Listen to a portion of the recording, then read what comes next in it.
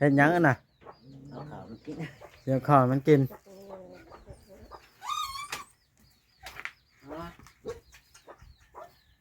เอาให้มันกินโลดๆแบบนั้นเลยวะปัดตมาเจ้ากินทอดข้าวเย็นได้ดอกเนาะก้อยหน้ามันจะก็ได้บกอยก็กินช่างเป็นอลีอันนี้กินทอดข้าวแบบนี้มาก็ได้ฮะยาแล้วมันยาเฮาละบาดนี่เป็นอะไรสบายดีจะบอกผมเมื่อนี่ดีอยู่ก็บ่ได้เป็นอะไร สบายดีดูเนาะไปเล่นทั้งหมอกเหลี่ยม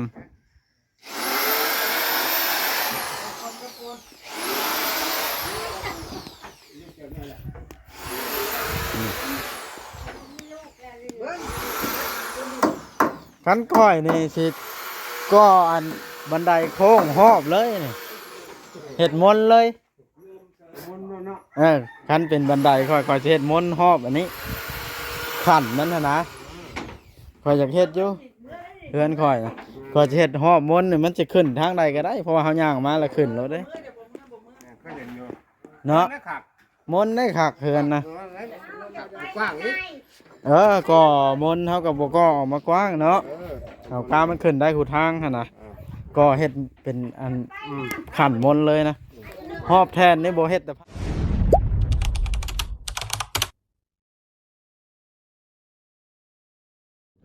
โอ้ยพี่น้องเลยเนาะเปิดภาพขึ้นก็ได้มาเฮือนป้าออดมานี่ก็ได้เพราะว่าพาเบาลิมาซื้อพาเฮือน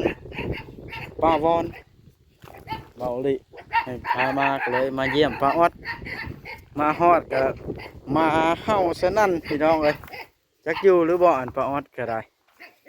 เอ้าโครงการเพิ่นเฮ็ดอย่างอีกเนาะนี่คือว่าต้องย่องขึ้นแบบนี้ตั้งเสาตั้งอันนี้โอ้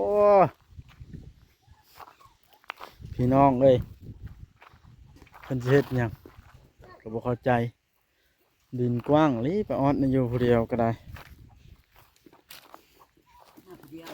อ้าวป้าออดอยู่เฉยว่าบ่อยู่ได้ยินแต่เสียงมาห้าวสำบายดีเลี้ยงมาลายแท้นี่คอยจมูกล้าเข้ามาตัวเดียวเทกันล่างก็ลิ่งสะอาดสะอ้านแท้นี่ไผเทให้นี่โอ้ยให้หาน้องลูกเจ้าเทให้อันนี้ได้โอ้เป็นจังใดนึ่งข้าวนึ่งน้ำแล้ววะยังไม่ได้นึ่งครับมันกินข้าวยินก่อนเลยอ้าวแล้วสิกินยังใช่นะ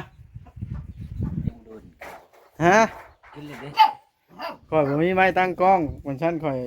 นั่งสัมภาษณ์เดี๋ยวข่อยเอามือถือเอาเล่นยังบ่ได้นึ่งข้าวซ้ำ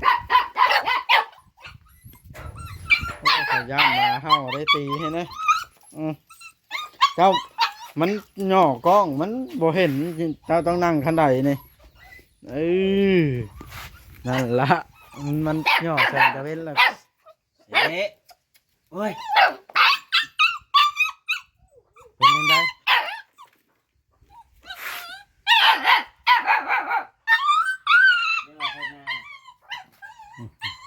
น้องมาก็เห่าจะเป็นตาเอ่ามาน้อยไง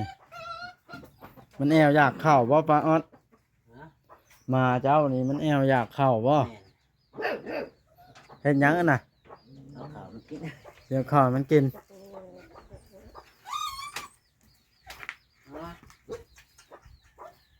เอาให้มันกินโลดๆแบบนั้นเลยวะปัดตมาเจ้ากินทอดข้าวเย็นได้ดอกเนาะก้อยหน้ามันจะก็ได้บกอยก็กินช่างเป็นอลีอันนี้กินทอดข้าวแบบนี้มาก็ได้ฮะยาแล้วมันยาเฮาละบาดนี่เป็นอะไรสบายดีจะบอกผมเมื่อนี่ดีอยู่ก็บ่ได้เป็นอะไรสบายดีดูเนาะไปเล่นทั้งใดอยู่บ่ฮะไปเยอะไปเล่นกลางบ้านกลางเมืองเยอะบ้านกับบริษัทประจำแผนการสิปุ๊กตู้ไปเห็นยังทางหลังบ้านเจ้านะ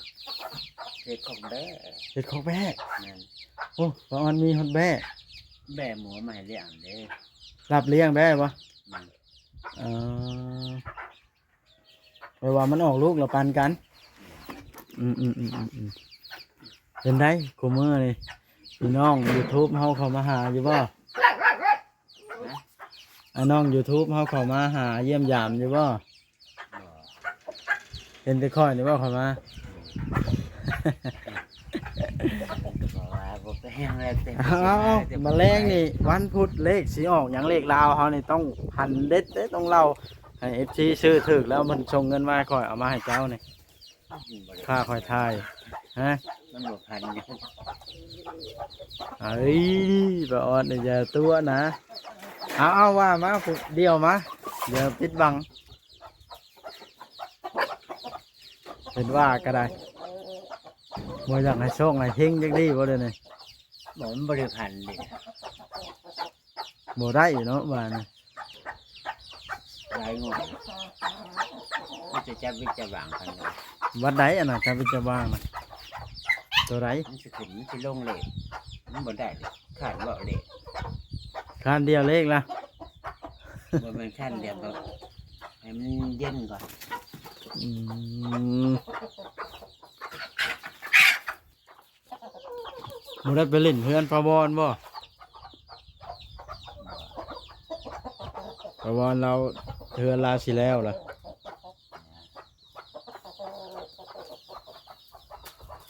อันนั้น ไปเจอพระเจ้า ไปเทือนป้าแตวอ่าไผเฮ็ดให้เขาไว้น่ะเฮ็ดเองบ่น่ะ ให้เขาจับเม็ด อ๋อ เฮ็ดน้ำกันพุดนึง เออ เฮ็ดน้ำกันหมดเลย เพราะว่าจื้อข่อยบ่ได้แล้วข่อยบ่ได้มา 2-3 มื้อหนึงก็ได้ ตัวเจ็บบ่ได้ ฮะจื้อได้อยู่บ่ข่อยนี่ ตัวเจ็บบ่ได้ เห็นว่าข่อยตัดผมแล้วจื้อบ่ได้ เจอแล้วน่าเป็นไงสิ จื้ออยู่เนาะ เจอ ใครเยอะสินะเราตัดผมแล้วจื้อบ่ได้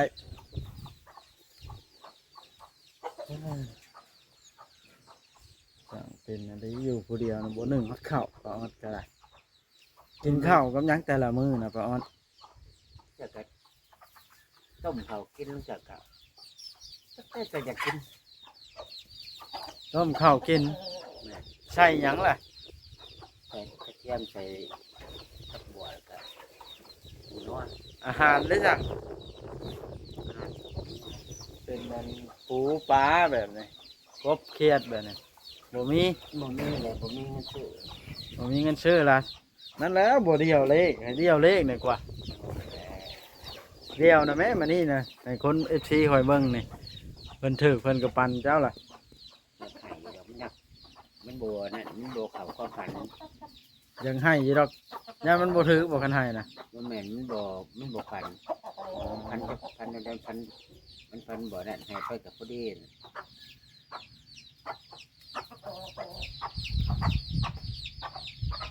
ไอ้แรกคือว่าคือเขามาวันนี้ อ้าวมาเยี่ยมยามเบิ่งนี่แหล้วบ่ได้มาแต่ดนแล้วเนาะ ยังไงเลยมาเฮ็ดประวอนบ่ แม่นพาบอกลิมาซื้อผ้าเฮือนพะวอนก็เลยคิดเห็นเจ้าเลยมาเยี่ยมเบิ่งว่าเป็นอะไรอยู่กินจังใด อยู่แบบนี้แหละ อยู่จะมีจำเกิด บ่ได้ไปหากินหาอยู่เนาะไข่น้ำซ้ำไข่มีก็บ่มีอ่านั่นแหละข่อยบอกให้เดียวเลขเพิ่นบ่เชื่อข่อยคำเดียวเลขถึกได้เงินใช้สิเว้าเพิ่นจะได้อาหารพร้อม โอ้แต่อย่างเดียวคือแต่ละนอกมันหนักเด่นบ่ได้แค่อย่างเดียว เอาเดียวเลยอย่างเดียวบ่ต้องย่านไผให้ มันเหมือนบ่พัน บ่พันซับ บ่ โอ้ยพระออดเลยว่าสิมากินข้าวเช้าน้ำผัดบัวหนึ่งผัดข้าวมันเนี่ย ยังบ่โดนเขาเห็น อ้าวนี่ก็มีทางรถคนบ่นี่เอาแล้วบ้านะ มีเสียงหนาคนเลือดตัวนี้ เออ ทั้งที่มันมีแต่เสียงคนเสียงคนเลยอ้อแม่นนะ ดินกว้างอะลีปลาออดนี่บัดเบิดบุญปลาออดในไผสิสืบต่อบัดนี่ต้องหาเอาคู่มาอยู่น้ำแบบนี้ แล้วหาลูกมาเลี้ยง รับสินจังได้ให้ลูกให้เต้า มันคือสิบ่มีแหละแล้วแต่ให้มันฮอดกันนะจังว่ากัน ฮะ เยอะหลายปีแล้วอายุป้าออดก็แม่นระดับอัน40ปลายแล้วบ่ 50ปลาย 50ปลายแล้วอืมพันดังนึ่งข้าวนี่นึ่งอยู่ไสนี่ ถ้ามันล่มๆแล้วก็หนึ่งอยู่ใน โอ้คำมันล้มแล้วนึ่งอยู่ไหนคำมันบ่ล้มแล้วนึ่งอยู่พุ่น แม่น อ๋อ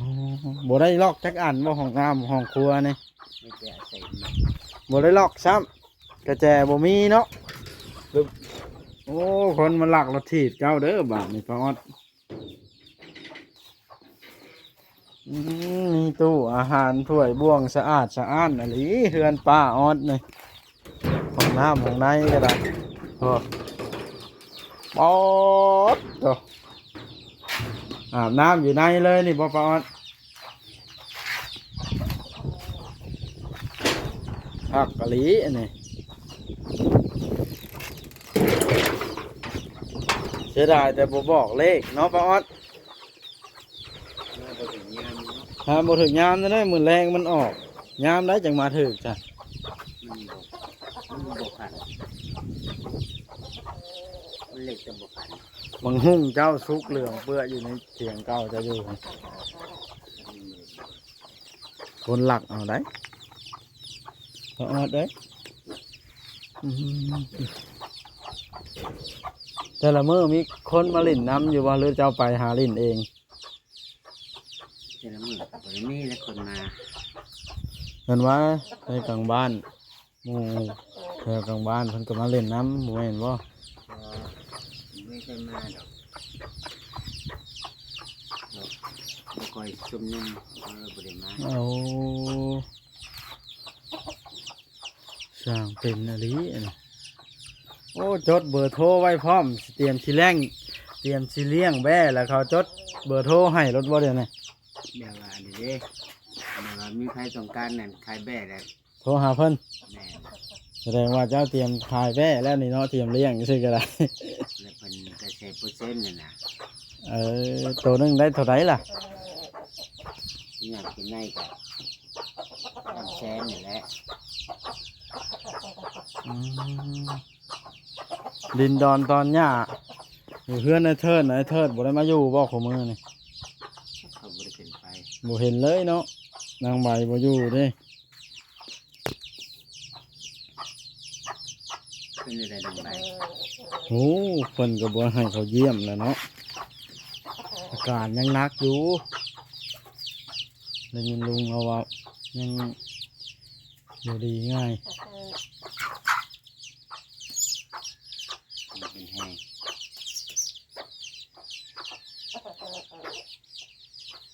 อืมฮะสั้นๆค่อยสิไปเฮือนป้าบอนกันได้ซะนะป้าอ้อน ว่าสิมา เยี่ยมยามถามข้าวแล้วว่าสิมาถามเลขน้ำสิล่ะมาเนี่ยฮะ บ่ได้เนาะ มาบ่ได้ได้จังบ่ให้กันจักที่ตั้งที่กันอลีอันนี้ บ่แม่นเลขมันบ่พัน บัดผู้อื่นถาม เว้ดอกเนาะ บัดผู้อื่นถามบัดให้บัดค่อยถามบัดบ่ให้โอ้ยป้าอ้อน ได้สิตัวเนาะ ตายแล้วแบบนี้ เลขมันบ่พันเนาะพันก็บ่ไป โยกมือพันกับคนหูจักอยู่เนาะอ้าวพี่น้องเลยชั้นกับสิไปก่อนบ่ได้เลขนั้นป้าออดซ้ำมือนี่ก็ได้เอาขอบใจเด้อป้าออดเด้อคือดีมีแห้งมันพันเลขเด็ดๆบาทเนี่ยเราจะมากินข้าวเช้าน้ำได้มาเนี่ยเราผัดบัวหนึ่งผัดข้าวบ่เป็นนี่เมื่อกันคอยก็ได้ไปเพื่อนประวอนกันเบาลิถ่าแล้ว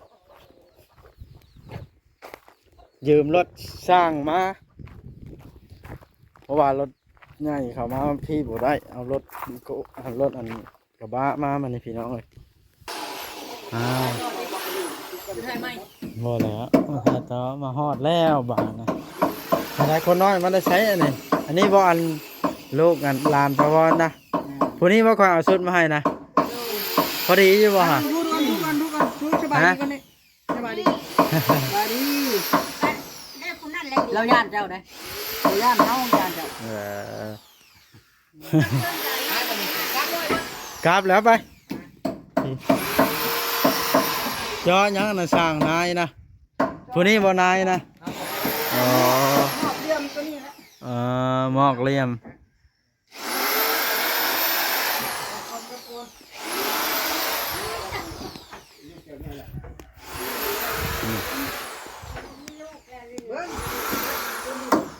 ขันก้อยนี่สิก็อันบันไดโค้งหอบเลยนี่เห็ดมนต์เลยขันเป็นบันไดค่อยๆสิเห็ดมนต์หอบอันนี้ขันนั้นนะค่อยอยากเห็ดอยู่เพื่อนค่อยนะค่อยจะเห็ดหอบมนต์นี่มันจะขึ้นทางใดก็ได้เพราะว่าเขาย่างมาแล้วขึ้นแล้วเด้เนาะมนต์ได้ขักเฮือนนะ กว้างอีก ก็มนต์เขากับก็ออกมากว้างเนาะเอากามันขึ้นได้หูทางหั่นนะก็เฮ็ดเป็นอันขันมนต์เลยนะหอบแทนนี่บ่เฮ็ดแต่ภาคนะทั้งบ่เฮ็ดแต่ทั้งพื้นนะคักเนาะพอ เอากับขันมันกับม้วนขึ้นน้ำกันนั่นแหละ อันนี้มันกับป้านี้อันนี้แบบนี้มันก็คักเลยมี เอาไปสามขัน ดูดีขึ้นนะเนาะ บอกกูพอเลยนะ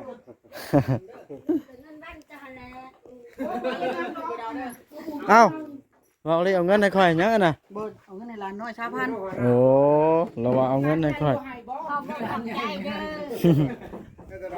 ช่างจ้อยนี่มีแต่แนวเว้าเพิ่นนี่เนาะ จะชาเพิ่นได้เพิ่น เอ้ยช่างจ้อยนี่ บอกไปซื้อแล้วจะไปซื้อไปชาอันนั้นเด้อเอาลูกติ้งเด้อเจ้า มันชาเล้งนี่บ่ไปนะ เล็กซี่น้ำมันกับใบ นักขนาดชาเล้งนี่ 3อย่าง ข่อยครับจนสิบ่เป็น ทางใดนักบ่ นักชาเล้งจ้าน่ะนัก ลูกบีคอมันดิ อ่านี่มั้ยเงิน เอาเงินให้ไผนี่ เงินไหนนั่นซื้อใบตัดนี่ อ่า แล้วก็เล็กซี่แน่ ไปตัด กระน้ำมันลิตรนึง อืม แต่พอหรือพอบ่พอกับแสนห้านี่แล้วซื้อน้ำมันมา ซื้อหยังแน่ก็น้ำมัน น้ำมันใบตัด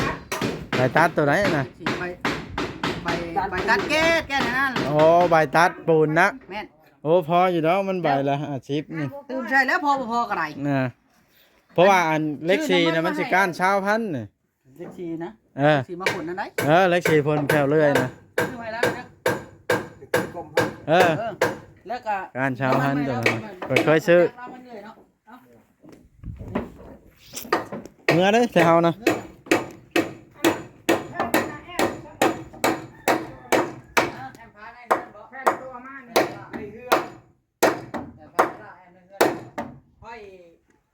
ว่าเอาอีกมัดนึงบอกทำไมที่แปด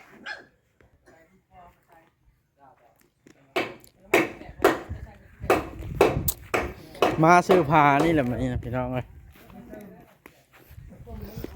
สาวบุญพี่น้องเอ้ยเพิ่นโทรนัดเข้าซิโนจักเพิ่นมีเรียกหยังตอนเว้นสิเข้าไปหาเพิ่นก็ประมาณเที่ยงเพราะว่าตอนเช้านี่เพิ่นไปหาน้องบุญทวีเพิ่นว่ะ